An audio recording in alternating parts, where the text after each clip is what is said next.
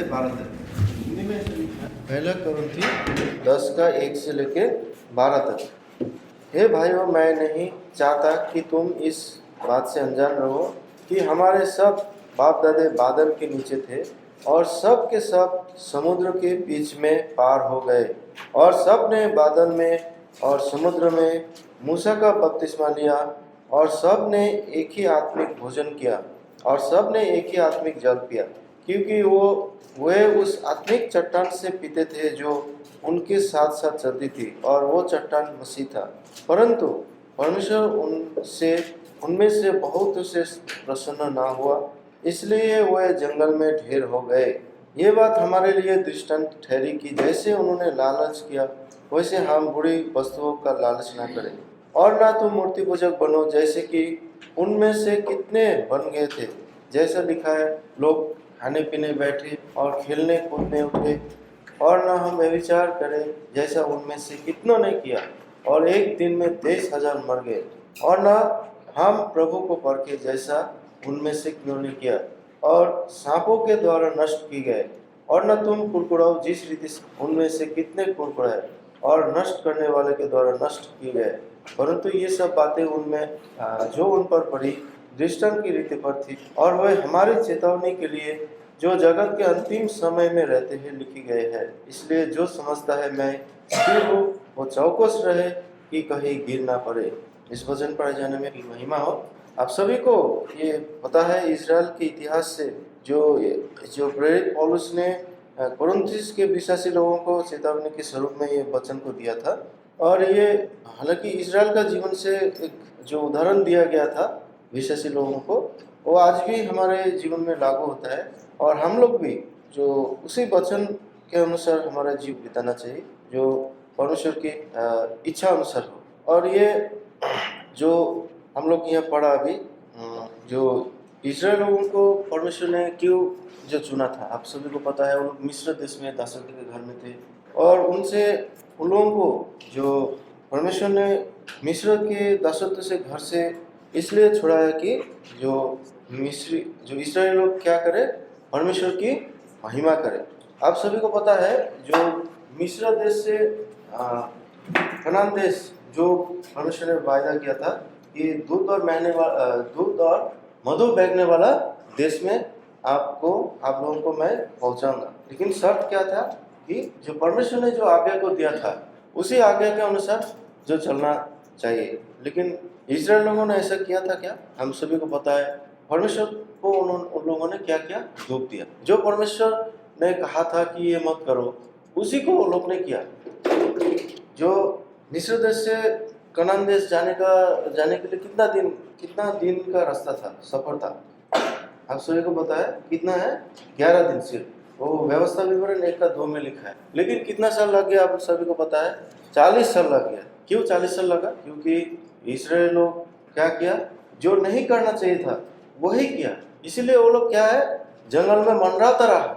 11 दिन का रास्ता आप सोचिए, 40 साल लग गया। और सिर्फ कौन गया कनान देश में? 2 जन। कौन गया? यहोशुआ और कालेब। मूसा भी प्रवेश करने नहीं पाए। देखिए इतना अगवा किया इसराइल लोगों को ना। और मूसा के बारे में हम लोग को पता है, वो सबसे नम्र व्यक्ति थे। लेकिन इस्राएल लोगों का चलते देखिए उनका भी दिमाग बिगड़ गया। परमेश्वर ने उनको कहा था कि ये पत्थर में आप सिर्फ बातें करो, लेकिन क्या किया उन्होंने? मारा ऐसे 2 बार लाठी से। पानी तो निकला, लेकिन परमेश्वर अप्रसन्न हुआ। देखिए मूसा जैसा इतना नम्र व्यक्ति कनान देश में प्रवेश करने नहीं, क्योंकि इस्राएल लोग इतना हठी थे। जो चीज परमेश्वर ने कहता है कि ये मत करो, वो चीज वो करने वाला है। होरेब पर्वत से वो जब आने में देर हो रहा था ना मूसा को, वो हारून से कहते कि अरे जो मिस्र देश से हम लोगों को चुरा के लाया वो कहाँ है? आने में क्यों देर हो रहा है हमको?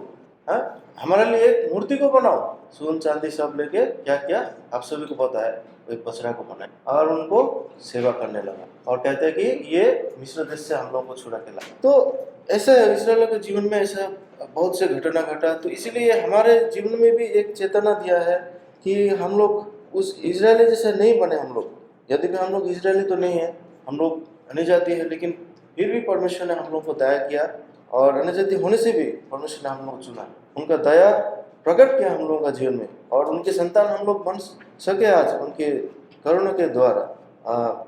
इसमें क्या लिखा है 5 पद में, ऐसा लिखा है, परंतु परमेश्वर उनमें से बहुत से प्रसन्न ना हुआ, इसीलिए वे जंगल में ढेर हो गए। देखिए 5 पद में लिखा है, प्रसन्न नहीं हुए परमेश्वर। देखिए क्यों प्रसन्न नहीं हुआ, क्योंकि उन्होंने क्या किया। 6 पद में लिखा है, हमारे दृष्टांत के लिए ठहरी है कि जैसे उन्होंने लालच किया वैसे हम बुरी वस्तुओं का लालच न करें। उन्होंने क्या किया, लालच किया। किस बातों का लालच?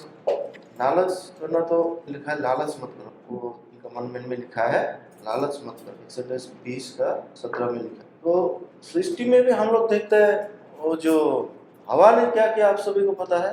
पहले मनुष्य आदम और हवा ना, हवा ने भी क्या किया, उसने वो फल को देखा, जो फल खाने के लिए परमेश्वर ने मना किया था, तुम सब फल खा सकते हो, लेकिन वो बीच में जो है ना पेड़ का फल, उसको मत खाओ, उसको छूना भी नहीं। लेकिन क्या किया, वो फल को देखते, हवा देखते बहुत आकर्षित हुआ, वो देखा कि एकदम अच्छा है फल खाने, मतलब देखने में इतना अच्छा है, तब खाने के लिए भी कितना अच्छा होगा ना। जब शैतान ने प्रलोभन किया उनको, हाँ, उनका मन में लोभ आ गया, लालच आ गया, और सच में वो क्या किया, जो फल को नहीं खाने के लिए कहा था, लालच के चलते चलो खा के देखते हैं कैसा हो। खाया भी हो ना, खाने से क्या होगा, लालच के चलते वो खाया भी और पाप हो गया। तो लालच के चलते होना ही और पाप में पतन हो गया। तो ऐसा बहुत से उदाहरण है कि लालच जो क्या है हम लोगों को नहीं करना चाहिए। जैसे 6 पद में लिखा है ना, अभी पढ़ा हम लोग, बुरी वस्तुओं का लालच ना करें। एक्सोडस 20:17 में जो मूसा को परमेश्वर ने आज्ञा दिया था व्यवस्था में, वो लिखा है इसमें, निर्गमन, किसी के घर का लालच न करना, ना तो घी का लालच, और न किसी के दास दासी या बैल गधे का, न किसी वस्तु का लालच करना। लालच देखिए, तो किसी के घर का लालच ना करना। लालच का सब हिंदी अर्थ क्या है, लोभ ना, लोभ, हाँ, तो उससे कनेक्टेड है। तो इसमें स्पष्ट लिखा है, निर्गमन लिखा है, निर्गमन, हिंदी में निर्गमन बोलता है और नेपाली में प्रस्थान बोलता है। 20:17 में ऐसे लिखा है, जो 10 आज्ञा मूसा द्वारा जो परमेश्वर ने मूसा को दिया था इस्राएल लोगों के लिए, उसमें ये लिखा था, तो किसी के घर का लालच ना करना, ना तो किसी स्त्री का लालच करना, और ना किसी दास दासी या बैल गधे का, ना किसी की वस्तु का लालच करना। लेकिन इस्राएल लोगों में जो ये कहा गया था, ये 10 आज्ञा में सब वो लोग क्या किया, इनकार किया। किसी आज्ञा को वो लोग सटीक रीति से पालन नहीं किया, और उन लोगों में क्या थे, बुरी बुरी वस्तु का लालच थे। उस लालच के चलते उनका जीवन में क्या आया, पतन आया। और भी है, रोमी 7:7 में पढ़े, ये 7 का जो सेकंड स्टेज में ऐसे मैं पढ़ता हूँ, व्यवस्था यदि ना कहती कि लालच मत कर, तो लालच को ना जानता। देखिए व्यवस्था में तो कहा गया था ना लालच ना करना, व्यवस्था कहा इसीलिए, तो व्यवस्था में लिखा इसीलिए जाना ना कि लालच मत कर। तो देखिए ये लालच जो है ना, बहुत, ये हम लोगों में भी ये चीज़ पाई जाते हैं। हम लोग भी बहुत समय में कोई भी चीज़ देख के वो क्या हो जाता है, हम लोगों को भी लालच आ जाता है कि हमको मिल जाता तो कितना अच्छा था। जो लालच हम लोगों का मन में नहीं आना चाहिए, वो लालच उत्पन्न हो जाता है। और लालच क्या है, वचन में लिखा है, वो क्या है, ठीक नहीं है। और लालच से हम लोगों को पड़े रहना है, जैसे व्यवस्था में जैसे लिखा था उसी मुताबिक हम लोगों को लालच नहीं करना चाहिए। 13 में भी है, उसी अध्याय का ऐसा लिखा है, जैसा दिन को शोभा देता है वैसे हम सीधी चाल चले, ना कि लीला क्रीड़ा और पियक्कड़पन में, न व्यभिचार लुचपन, और न झगड़े और डाह में। और 44 में, वरन प्रभु यीशु मसीह को पहन लो और शरीर की अभिलाषाओं को पूरा करने का उपाय ना करो। हमारा शरीर में पिछले हफ्ते में हम लोग पढ़ चुका है, उसके बारे में भी जानना चाहते हैं। हमारे शरीर में बहुत सारे लालच आता है, लोभ आता है, ये चीज़ करने के लिए, वो चीज़ करने के लिए।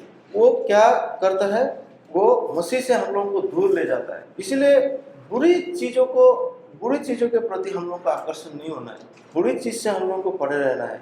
और जो मसीह ने हम लोगों को अपने खून से खरीद लिया है, उसी यीशु मसीह को ताकते हुए, देखते हुए हम लोग क्या करना चाहिए, जैसे दिन को शोभा देता है उसी प्रकार हम लोग क्या करना चाहिए, सीधी चाल चलना चाहिए। ये जो हमारे जीवन में क्या होता है कोई भी बातों के प्रति जब हम लोगों को लालचपन आ जाता है, उसी समय हम लोग क्या होता है, परमेश्वर से धीरे धीरे करके लोग दूर चले जाते हैं, और वो हमारे जीवन में एक जो फंदे के समान बन जाता है।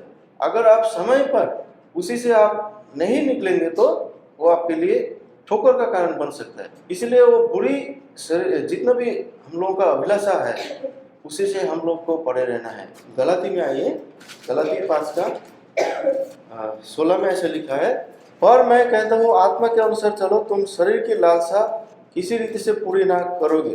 तो हम लोगों को किस प्रकार चलना है हम सभी को पता है। हम लोगों को शरीर के अनुसार चलेंगे तो हम लोगों को लालच, लोभ ये सब आएंगे।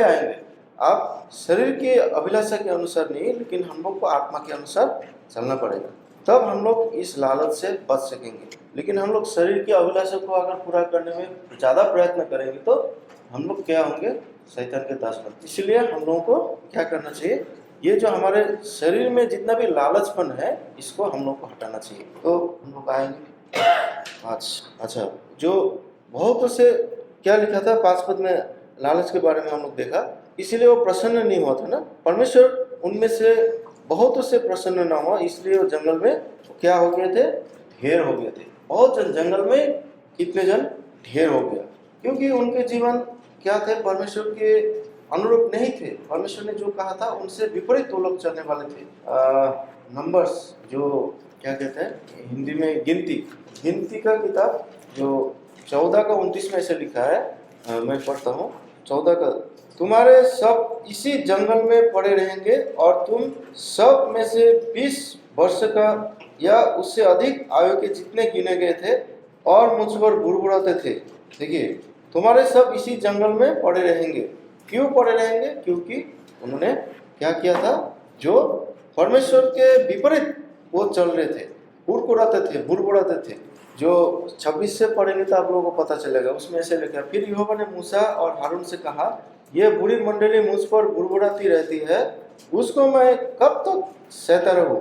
इस्राएली जो मुझ पर बुड़बुड़ाते रहते हैं उनका ये बुड़बुड़ाना मैं सुना है। और 28 में ऐसे लिखा है, इसलिए उनसे कहा कि यहोवा की ये वाणी है कि मेरे जीवन की शपथ, जो बातें तुमने मेरे सुनते कही है, निस्संदेह मैं उसी के अनुसार तुम्हारे साथ व्यवहार करूंगा।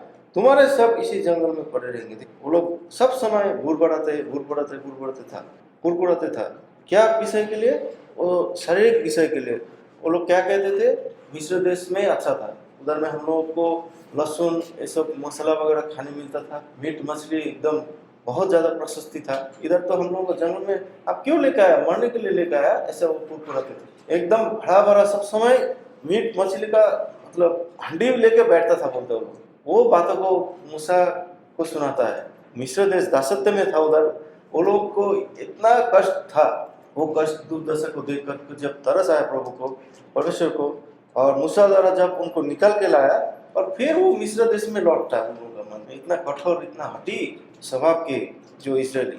तो इसीलिए क्या कहा कि इसलिए वह जंगल में ढेर हो गए। किस लिए ढेर हो गया पता है? इसी अनाज्ञाकारिता के कारण से। सब समय बुड़बुड़ाना, लालच करना और बुरी बुरी चीज़ों के ऊपर उनका ध्यान लगना है।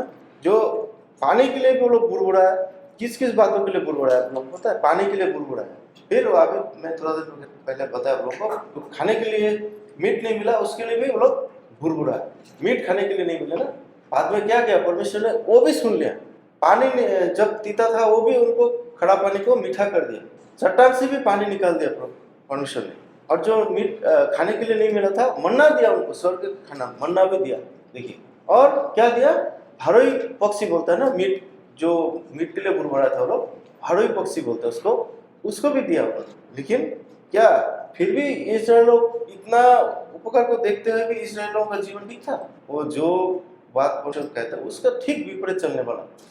तो हम लोग इस्राएल को इतना बदनाम करते हैं, इस्राएलियों को बोलते हैं खराब है, इस्राएलियों का जीवन ठीक नहीं है। लेकिन हम लोग भी इस्राएल जैसे बन जाते हैं कभी कभी। अच्छा, 7 पद में 32 का 6 में भी लिखा है वो बात को, देखिए। और ना तुम मूर्ति पूजक बनो जैसे कि जंगल में कितने बन गए थे, जैसे लिखा है, लोग खाने पीने बैठे और खेलने कूदने उठे। ये आप अभी प्रस्थान में जाइए, देखिए उस लिखा है ये बात को। 7 पद, निर्गमन 30 का 6, प्रस्थान 32:6 में लिखा। अच्छा, और दूसरे दिन लोगों ने भोर को उठकर होम बलि चढ़ाए और मेल बलि ले आए, फिर बैठकर खाया पिया और उठकर खेलने लगे। देखिए क्या किया, भोर को उठकर हम होम बलि चढ़ाए वो लोग, परमेश्वर के बलिदान भी चढ़ाया। इजरायली का जीवन देखिए कितना पिकुलियर है। भोर को उठकर हम होम बलि चढ़ाया, सुबह उठा परमेश्वर को शरण भी किया, उनके लिए बलि चढ़ाया, होम बलि चढ़ाया। देखिए और क्या मेल बलि भी लेके आए, फिर बैठकर खाया पिया और उठकर खेलने लगे। अभी देखिए क्या घटना हो गया। चलो परमेश्वर को तो सुबह उठ के हम लोग उनके लिए बलि को चढ़ाया, मेल बलि भी लेके आया, अभी हो गया। अभी क्या करें, हम लोग खेलने कूदने लगेंगे। मतलब इसमें दूसरा मीनिंग है, उनका जीवन क्या हो गया परमेश्वर से। सुबह तो ठीक था, परमेश्वर के दृष्टि में उनका जीवन ठीक थे, लेकिन दिन जब बढ़ते गया उनका जीवन ही दूसरा हो गया, चरित्र उनका बिगड़ गया। फिर अभी क्या होगा, 7 पद से पढ़ने से हम लोगों को पता चलेगा क्या हो गया। देखिए तब यहोवा ने मूसा से कहा, नीचे उतर जा, क्योंकि तेरी प्रजा के लोग जिन्हें तू मिस्र देश से निकाल ले आया था वो बिगड़ गए। देखिए बिगड़ गए वो लोग। क्या किया वो लोग, देखिए जिस मार्ग 8 पद में लिखा है, जिस मार्ग पर चलने की आज्ञा मैं उनको दी थी उसको झटपट छोड़कर उन्होंने एक बछड़ा डालकर बना लिया, फिर उसकी दंडवत किया और उसके लिए बलिदान भी चढ़ाया और ये कहा, हे इस्राएल, तुम्हारा ईश्वर जो तुम्हें मिस्र देश से छुड़ा ले आया वो वही है। देखिए क्या हुआ उसमें, मिस्र देश से कौन छुड़ा के लाया था, परमेश्वर ने छुड़ा के लाया था। और परमेश्वर ने कहते हैं जिस मार्ग पर चलने की आज्ञा मैंने उनको दी थी, जो व्यवस्था जो दिया था उनको वो छोड़ दिया और एक बछड़ा डालकर बना लिया और उसको दंडवत किया। आज्ञा में, व्यवस्था में क्या लिखा था, पहले आज्ञा क्या थे, आप सभी को पता है। हाँ, मेरे अलावा इसमें ऐसा लिखा है, देखिए पहले आज्ञा नहीं, ये 3 पद में लिखा है, तो मुझे छोड़ दूसरे को ईश्वर करके नाम मानना। देखिए 2 पद में लिखने से और भी क्लियर, 2 पद पढ़ने से और भी क्लियर हो जाता है। मैं तेरा परमेश्वर यहोवा हूँ जो तुझे दासत्व के घर अर्थात मिस्र देश से निकाल ले आया हूँ ना, और तू मुझे छोड़ दूसरों को ईश्वर करके नाम मानना। लेकिन इजराइल लोग क्या किया, एक बछड़ा को बनाया अपने हाथों से, अपना सोना चांदी जो भी था वो सब देके, हारून को देके एक बछड़ा को बना लिया और क्या किया, उसको दंडवत किया। इसीलिए परमेश्वर उनके जीवन से अप्रसन्न हुआ और कहते मूसा को, कहते कि जिस मार्ग पर चलने की आज्ञा मैंने उनको दी थी उनको झटपट छोड़कर। देखिए तुरंत हम लोग भी क्या करते हैं, भूल जाते हैं परमेश्वर को, मतलब क्षण भर में। कभी कि हमारा जीवन में भी ये चीज को देख पाते हैं हम लोग, संसार के जैसे बन जाता है हम लोग, संसार के मनुष्य लोग जैसा है उसी प्रकार स्वभाव के हम लोग बन जाते हैं। परमेश्वर को भूल जाते हैं एक क्षण में और हम अपने अनुसार, अपनी इच्छा के अनुसार हम लोग चलने लगते हैं। परमेश्वर को भूल जाते हैं कभी भी हम लोग। परमेश्वर जो इतना दया किया हम लोगों का जीवन में, उनकी करुणा को, उनकी भलाई को हम लोग भूल जाते हैं और हम लोग हठी बन जाते हैं इस्राएल लोगों का। जैसे 9 पद में लिखा है, देखिए उसी 32 का 9 में, प्रस्थान 32 को 9 में इस तो लिखेगा, फिर यहोवा ने मूसा से कहा, मैंने इन लोगों को देखा और सुन, वे हटिले है। उनीहरू कस्तो थियो, हटिपना, एकदमै म त मान्नेवालै छैन, म जे गर्छु त्यही गर्छु, मेरो इच्छाको अनुसार मलाई जे मन लाग्छ म त्यही गर्छु, म कसैको सुन्नेवाला छैन। यसलाई भन्छ को हटिपना। हटी भने एडी भन्छ नि, कसैको नसुन्ने, आफ्नो इच्छा अनुसार हिँड्ने, उसलाई भन्छ हटी। हाम्रो जीवन पनि यस्तै हुन्छ, हम लोगों का जीवन भी ऐसे होता है। कभी कभी हम लोग क्या बन जाते हैं, हटी बन जाता है, ढीठ बोलता है ना, ढीठ, किसी को नहीं सुनने वाला। आप बोलेंगे ये मत करो, उसी को करेगा वो। इजराइल लोग ऐसे थे। तो देखिए इजराइल का जीवन में जो हटीपना थे, वैसे हटीपना हम लोगों को नहीं होना चाहिए। और जो परमेश्वर ने उनको दंडवत करने के लिए कहा था, उनको दंडवत नहीं करके एक बछड़ा को लोगों ने दंडवत किया। लेकिन व्यवस्था में लिखा है कि जो मेरे सिवाय और किसी को प्रभु करके ना मानना, उनको दंडवत भी नहीं करना। और वो लोग खेलने कूदने लगे, यानी परमेश्वर को वो लोग भूल गए। और उनमें से कितने जन, 8 पद में जैसे लिखा है, और ना हम व्यभिचार करें जैसा उनमें से कितनों ने किया, और एक दिन में 23,000 लोग मर गए। जो बुरे काम किए उसके प्रतिफल भी उन लोगों को मिला। और 9 पद में लिखा है ऐसा, और ना हम प्रभु को परखे जैसा उनमें से कितनों ने किया, और सांपों के द्वारा नष्ट की गए। निर्गमन 21 का 5 और 6 में लिखा है, प्रस्थान 21 को 5 और 6, प्रभु को परखा लोग ना, इसका 5 और 6, प्रस्थान को 5 का 2000। परंतु यदि वो दास नहीं, 9 पद का, और ना हम प्रभु को परखे, जो इसमें ऐसा लिखा है, और ना हम प्रभु को परखे। इजराइल लोगों ने क्या किया, प्रभु को भी वो लोग क्या किया, परखा, और उसके चलते क्या हुआ, परमेश्वर का जो क्रोध उन पर आ गया और वो लोग क्या है, सांपों के द्वारा नष्ट किया गया। देखिए गिनती में लिखा है 21 का 5 और 6 में, देखिए थोड़ा रेफरेंस गलत हो, 21 का 5 और 6 में लिखा है, गिनती नंबर्स 21 का 5 और 6 में लिखा है। इसीलिए वे परमेश्वर के विरुद्ध बात करने लगे और मूसा से कहा, तुम लोग हमको मिस्र से जंगल में मरने के लिए क्यों ले आए हो? यहाँ ना तो रोटी है और ना पानी, और हमारे प्राण इस निकम्मी रोटी से दुखित है। अतः यहोवा ने उन लोगों में तेज विष वाले सांप भेजे जो उनको डसने लगे और बहुत से इजरायली मर गए। देखिए प्रभु को क्यों वो लोग पढ़ा? प्रभु ने उन लोगों को मिस्र से दासत्व के घर से छुड़ा के लाया उनकी आराधना प्रशंसा करने के लिए, लेकिन उस बातों से भी मिस्री लोग प्रसन्न नहीं हुए।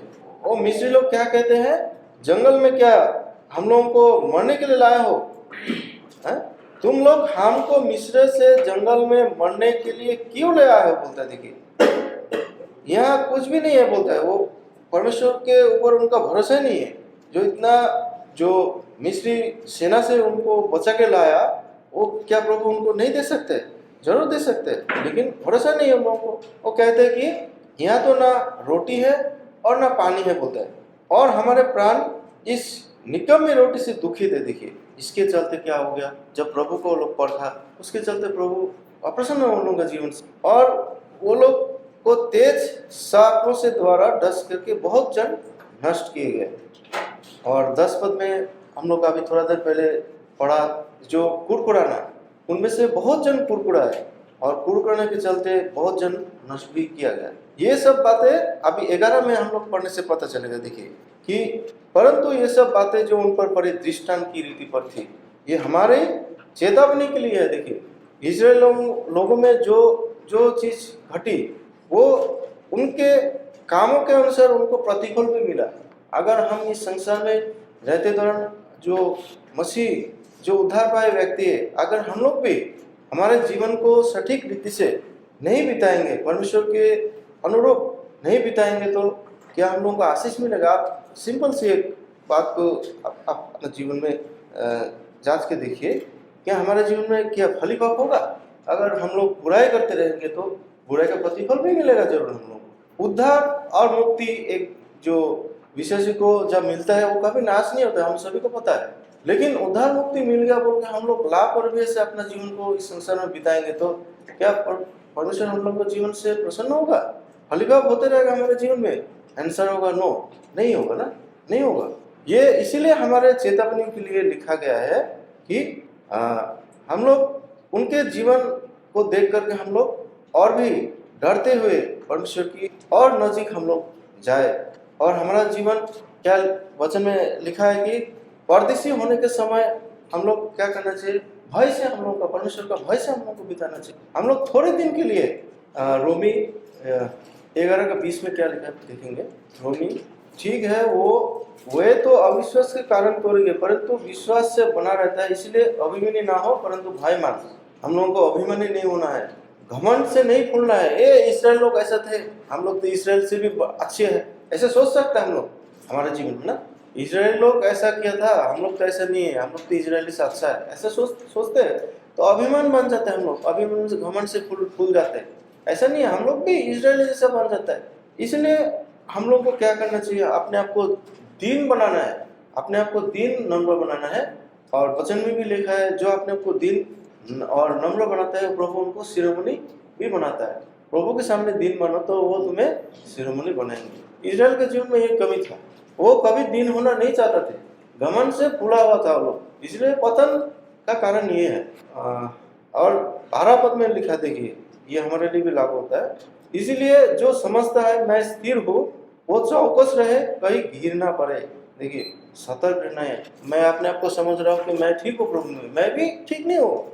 हम यहाँ 100% 100% कोई भी नहीं दावी कर सकते कि मैं एकदम असल हूँ, मुझमें कोई पाप नहीं है, मुझमें कोई गलत नहीं होता है कभी भी, सभी का गलती है। जैसे मूसा का उदाहरण दिया ना, मैं उस समय इतना नम्र व्यक्ति था, मूसा से भी गलती हुआ। देखिए मूसा जब इतना नम्र इतना धर्मी हो, हम लोग उनके नजर में क्या है? देखिए हम लोग कुछ भी नहीं है।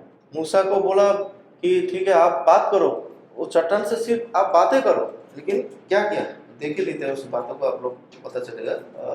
ड्यूटोनॉमी ना, व्यवस्था विवरण 3:23 ड्यूटोनॉमी व्यवस्था विवरण 3:23 मस्त लगेगा। इसमें से लिखा है, उसी समय मैंने यहोवा से गिड़गिड़ा कर विनती की, हे प्रभु यहोवा, तू अपने दास को अपनी महिमा और बलवंत हाथ दिखाने लगा है। स्वर्ग में और पृथ्वी पर ऐसा कौन देवता है जो तेरे से काम और पराक्रम के कर्म कर सके। इसलिए मुझे पार जाने दे कि यर्दन पार के उस उत्तम देश को, अर्थात उस उत्तम पहाड़ और लेबनन को भी देखने पाओ। परंतु यहोवा तुम्हारे कारण मुझसे रुष्ट हो गया है और मेरी ना सुनी। किंतु यहोवा ने मुझसे कहा, बस कर, इस विश्राम में फिर कभी मुझसे बातें ना कर। इस विषय में क्यों रुष्ट हुआ, देखिए इसको और भी क्लियर रीति से आप लोगों को पता चला क्यों वंचित हो गया मूसा। यहोवा से विनती किया हो, लेकिन परमेश्वर ने नो कहा, परमेश्वर ने नो बोल दिया, मूसा को नो बोल दिया। देखिए इतना नम्र व्यक्ति, इतना इस्राएलियों को अगुवाई किया हो, वो परमेश्वर से विनती करता है, लेकिन परमेश्वर उनको कहता है कि इस विषय में 26 में ना, परंतु यहोवा तुम्हारे कारण मुझसे रुष्ट हो गया। देखिए किसके कारण रुष्ट हुआ, इस्राएल लोगों के कारण रुष्ट हो गया। मूसा से भी रुष्ट हो गया ना इस्राएल लोगों के चलते। और वो कहते यहोवा ने मुझसे कहा, बस कर, इस विषय में फिर कभी मुझसे बातें ना करना। इस विषय में वो उनका भी इच्छा था ना यर्दन पार जाने के लिए, कनान देश में जाने के लिए, जहाँ दूध और मधु बहने वाला देश था। लेकिन उसी देश में मूसा को भी जाने के लिए मौका नहीं मिला। क्यों मौका नहीं मिला, क्योंकि जो पत्थर चट्टान जो हम लोग पढ़ा पहले, जीवित चट्टान कौन था, प्रभु था ना, वो चट्टान से सिर्फ बातें करने के लिए कहा था, लेकिन उन्होंने उस पत्थर को 2 बार उन्होंने उसको मारा ना। 1 मिनट में उस बातों को दिखाना चाहता हूँ। गिनती इसका, हाँ इसी में है, देखिए 20:7 से अगर पढ़ेंगे तो आपको पता चलेगा। गिनती नंबर्स 20:7 से लेके हम लोग पढ़ेंगे। देखिए इसमें से लिखा है, तब यहोवा ने मूसा से कहा, उस लाठी को ले और तू अपने भाई हारून समेत मंडली को इकट्ठा करके उनके देखते उस चट्टान से बातें कर, तब वो अपना जल देगी। इस प्रकार तू चट्टान में से उनके लिए जल निकालकर मंडली के लोगों, उनके पशुओं को पिला। यहोवा की इस आज्ञा के अनुसार मूसा ने उनके सामने से लाठी को ले लिया। अभी देखिए क्या होता है, मूसा और हारून ने मंडली को उस चट्टान के सामने इकट्ठा किया। तब मूसा ने उससे कहा, हे दंगा करने वालों, सुनो, क्या हमको इस चट्टान में से तुम्हारे लिए जल निकालना होगा। तब मूसा ने हाथ उठाकर लाठी चट्टान पर 2 बार मारी। देखिए ऊपर में हम लोग क्या पढ़ा, परमेश्वर ने कहा कि उस चट्टान से बातें कर, तब वो अपना जल देगी। लेकिन मूसा ने क्या किया, उस चट्टान को 2 बार लाठी से मारा, पानी तो निकला, लेकिन 12 पद में क्या हुआ देखिए, पढ़िए। परंतु मूसा और हारून से यहोवा ने कहा, तुमने जो मुझ पर विश्वास नहीं किया और मुझे इस्राएलियों की दृष्टि में पवित्र नहीं ठहरा, इसलिए तुम इस मंडली को उस देश में पहुंचाने ना पाओगे जिसे मैंने उन्हें दिया है। तो देखिए अभी इसमें क्या हो गया, अभी स्पष्ट हो गया ना, क्लियर हो गया। मूसा और हारून भी प्रवेश करने नहीं पाए, किसके चलते, सिर्फ एक छोटा सा विषय था, लेकिन प्रभु जो मूसा और हारून को जो कहा था वो नहीं किया था, उसके चलते वो लोग उस देश में प्रवेश कर नहीं पाए। एक छोटा सा बात था। देखिए इस्राएल लोगों के लिए ये सब घटना घटा, उनके जीवन में भी इस्राएल लोगों के चलते बहुत सी कठिनाई आई। दिमाग ठीक नहीं रहा, मनुष्य था ना वो लोग भी, तो कितना सहता रहेगा। अंत में उन लोगों के चलते, जो इस्राएलियों के चलते मूसा और हारून का भी दिमाग बिगड़ गया।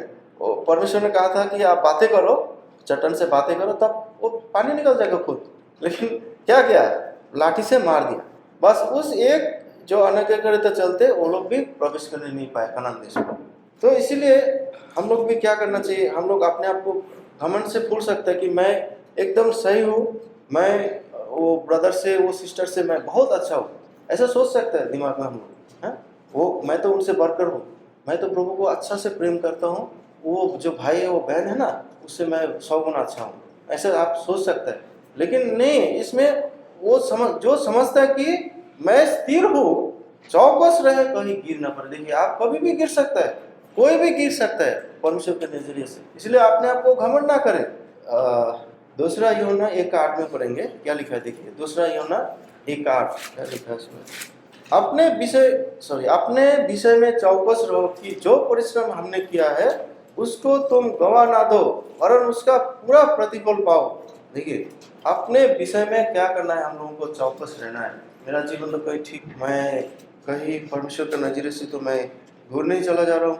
मैं तो दावी कर रहा हूँ मैं तो ठीक हूँ परमेश्वर के नजरिए में, लेकिन मेरा जो काम धाम, मेरा जो बोली चाली, इससे कोई किसी को तो दूसरे को तो ठेस नहीं पहुंच रहा है। हम तो दावी कर रहे हैं मैं तो ठीक हूँ 100%, लेकिन मैंने आप लोगों को पहले बताया हम लोग में से कोई भी 100% हम लोग अपने आप को सटीक नहीं दावी कर सकते, क्योंकि हम मनुष्य है, शरीर में वास करते हैं हम लोग। ये शरीर का हम लोग को उद्धार नहीं हुआ, आत्मा का तो उद्धार हुआ है। जो प्रभु यीशु ख्रिस्ट में जो विश्वास किया वो शरीर का तो मतलब आत्मा का तो उद्धार हो गया, लेकिन शरीर अभी भी क्या है, वो दुर्बल है। इसीलिए क्या है, शरीर के दास ना हम लोग ना बने। और वचन में ऐसा भी लिखा है, शरीर के अनुसार दिन काटे मरोगे, लेकिन आत्मा के अनुसार हम लोग देह की क्रिया को मारेंगे तब हम लोग जीवित रह सकते हैं। रोमी 8 में पढ़ने से हम लोग को पता चलेगा। तो और 2 पद है उसको मैं पढ़ के, रोमी 8 अध्याय में 8:7 में ऐसे लिखा है, क्योंकि शरीर पर मन लगाना तो परमेश्वर से बैर रखना है, क्योंकि ना तो परमेश्वर की व्यवस्था का अधीन है और ना हो सकता है, और जो शारीरिक दशा में है वह परमेश्वर को प्रसन्न नहीं कर सकते। और 10 पद में जो मैं बताना चाहता हूँ आप लोगों को, यदि मसीह तुम में है तो देह पाप के कारण मरी हुई है, परंतु आत्मा धर्म के कारण जीवित है। और 12:13 में से लिखा है, इसीलिए हे भाइयों हम शरीर के कर्जदार नहीं कि शरीर के अनुसार दिन काटे, क्योंकि यदि तुम शरीर के अनुसार दिन काटोगे तो मरोगे। जो मैं आप लोगों को पहले बताया था, यदि आत्मा से देह की क्रिया को मारोगे तो जीवित रहोगे। और 14 में ऐसा लिखा है, इसीलिए कि जितने लोग परमेश्वर के आत्मा के चलाए चलते वही परमेश्वर के पुत्र है। तो हम लोग को कैसे चलना है, आत्मा के चलाए अनुसार हम लोग को चलना है और सचेत रहना है। हम लोग को देखिए अभी हम लोग पढ़ना, अपने विषय में हम लोग को सचेत रहना है, चौकस रहना है कि जो परिश्रम हमने किया है उनको तुम गवा न दो। एक क्षण में विश्वासी का जीवन चकनाचूर हो सकता है। अगर आपका कैरेक्टर लूज हो जाएगा, आपको अगर चरित्र, आप पैसा आप कमा भी सकते हैं, लेकिन आपका कैरेक्टर में एक बार दाग लग गया तो वो वापस लाना बहुत ही मुश्किल। इसलिए हम लोग अपने विषय में चौकस रहना है कि हम बातों से और कामों में हम लोगों को मिल होना है। हम बड़ी बड़ी अच्छी बातों को हम लोग कह सकते हैं, लेकिन अगर वैसा काम नहीं करेंगे तो कुछ फायदा नहीं है। इसलिए हम लोग को अपने विषय में चौकस रहना है कि हम लोग कैसी चाल चल रहे हैं। सिर्फ दिखाने के लिए तो नहीं चल रहा है। 2 रूप नहीं होना चाहिए हम लोगों को विश्वासी जीवन में। कोई व्यक्ति 2 स्वामियों का सेवा नहीं कर सकता। वचन में लिखा है, यह एक जन को प्रेम करेगा, एक जन से बैर रखेगा। तो इसीलिए हम लोग को चौकस रहना है अपने विषय में, विशेष करके हम कैसे हैं हमारा जीवन पर समीप में इजराइल लोगों का जैसे हम लोग को क्या नहीं करना है, जो हम लोग ने पढ़ा पहले दृष्टांत के रूप में जो हम लोगों को दिया गया है। 1 कुरिन्थी 10 में हम लोग पढ़ा। अभी इजराइल लोगों ने बहुत सी ऐसे आश्चर्य कर्मों को देखा। मिस्र देश से उन लोगों को छुड़ा के लाया और दिन में बादल का जो खंभा बनकर उन्होंने अगुवाई किया, रात को आगों की जो ज्वाला बन के उनको लेके चला परमेश्वर ने, और सभी आत्मिक भोजन से उनको भरपूरियत दी और जल भी दिया उन्होंने, और खाने के लिए प्रशस्ति था उन लोगों का जीवन में। फिर भी वो लोग क्या किया, परमेश्वर के विरोध में वो लोग चलने वाला था, और इसीलिए परमेश्वर उनका जीवन से प्रसन्न नहीं हुआ। आज हम लोग अपने जीवन को जांचे, क्या हम लोग भी परमेश्वर की इतना दया उपकार को देखते हुए कि हम लोग भी क्या इजरायली जैसे हम लोग को बुरा रहे, अभी भी इजरायल जैसे हम लोग का जीवन हटी बना है। तो हम लोग इसीलिए लेखक ने कहते हैं, कुरिन्थी का लेखक जो प्रेरित पौलुस ने, हम लोगों को भी चौकस रहना है, चौकन्ना रहना है कि हम कभी कहीं गिर ना पड़े, वो इजराइल लोगों जैसे हम लोग गिर ना पड़े। 2 पत्रस 3:17 में हो गया। 2 पत्रस 3:17 में आएंगे और हम लोग अंत करेंगे। 3:17 क्या लिखा है, 3:17 में ऐसा लिखा है, क्योंकि यदि परमेश्वर की यही इच्छा है तुम भलाई करने के कारण दुख उठाओ, तो ये बुराई के कारण दुख उठाने से उत्तम है। तो परमेश्वर की इच्छा ये है कि हम लोग दुख किस बातों के लिए उठाना है, हम लोगों को भलाई करने के कारण दुख उठाओ, और ये बुराई करने के कारण दुख उठाने से क्या है, उत्तम। तो उस कनान देश में जो दूध और मधु बहने वाला जो देश में, ये संसार की रीति के अनुसार तो बहुत ही अच्छे थे ना, दूध और मधु बहने वाला देश। तो आज भी परमेश्वर ने हम लोग को स्थायी नगर कहाँ दिया है, स्वर्ग में। जो स्वर्ग में हमारा जीवन पुस्तक में जो नाम लिखा गया है, जो प्रभु यीशु मसीह में है, वो देश देने के लिए परमेश्वर ने हम लोग दिया है। लेकिन शर्त यह है कि हम लोग क्या करना है, हम लोगों को उसके परमेश्वर की इच्छा के अनुसार हम लोगों को चलना है, और उसमें चलने से हम लोगों को बहुत दुख और कठिनाई का सामना भी कर सकते, लेकिन हम लोगों को हार नहीं खाना है।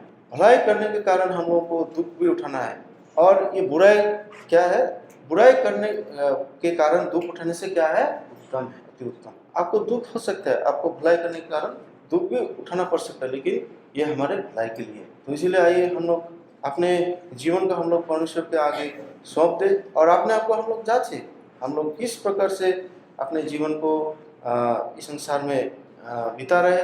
अगर आप सोच रहे कि मैं सही हूँ, तो अभी आप चौकन्ना रह जाए और अपने आप को दीन और नम्र करें के समीप, और परमेश्वर के लिए ग्रहणीय के जीवन को आप बिता सकते। छोटे से वचन में परमेश्वर